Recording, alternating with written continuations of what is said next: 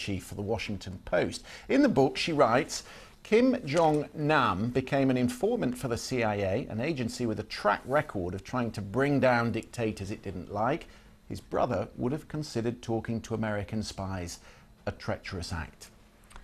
Yeah, the story goes that Kim Jong-un had become an informant for the CIA and would occasionally travel to Singapore and Malaysia in order to meet his handlers. In 2017, you'll remember Kim Jong-un died after two women smeared a nerve agent on his face at Kuala Lumpur airport. Bruce Klingner is from the Heritage Foundation's Asia Studies Center. He spent 20 years at the CIA and the Defense Intelligence Agency and was division chief for North Korea.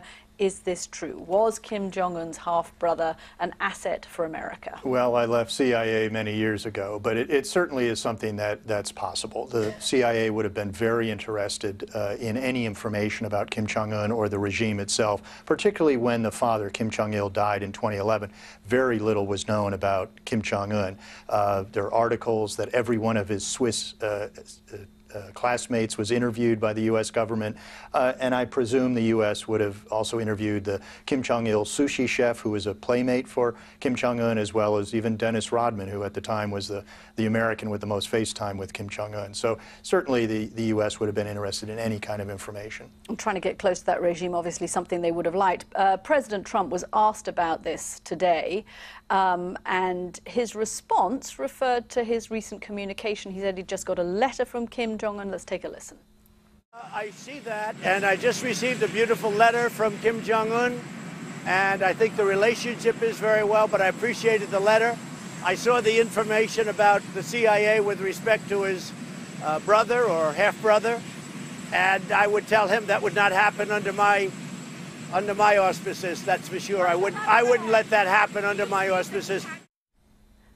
President Trump saying there that he wouldn't have let this half-brother become a CIA asset. I'm sure the CIA would love to have somebody like this as an asset. Would they really expect the president to say, no, you hands off a potentially high-profile spy? Right, that's concerning, having a president trying to curtail intelligence information operations.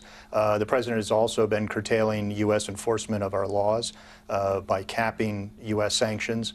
He reversed an action by the U.S. Treasury Department a few months ago where Treasury had sanctioned just 2 Chinese shipping companies. So having the president involved in intelligence operations, I would find of concern.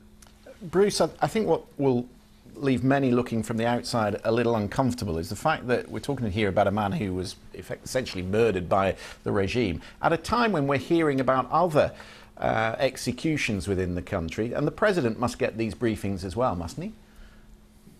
Right, and the stories that come out of North Korea are always difficult to verify. We had the story about senior officials being purged and now coming back back to their jobs. Some that were executed may not have been executed, and that has happened in the past. But overall, the reason those stories are so viable are that because this leader, as well as his predecessors, have repeatedly executed and purged officials around them, sometimes in exotic ways.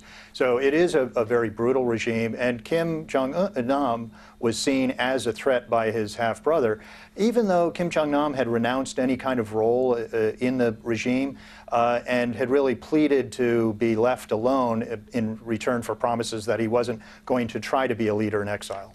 Okay, Bruce Klingner, thanks very much for coming to join us. Fascinating to get you in on this day when the president, referring to that spy, says he wouldn't actually let the CIA have a very high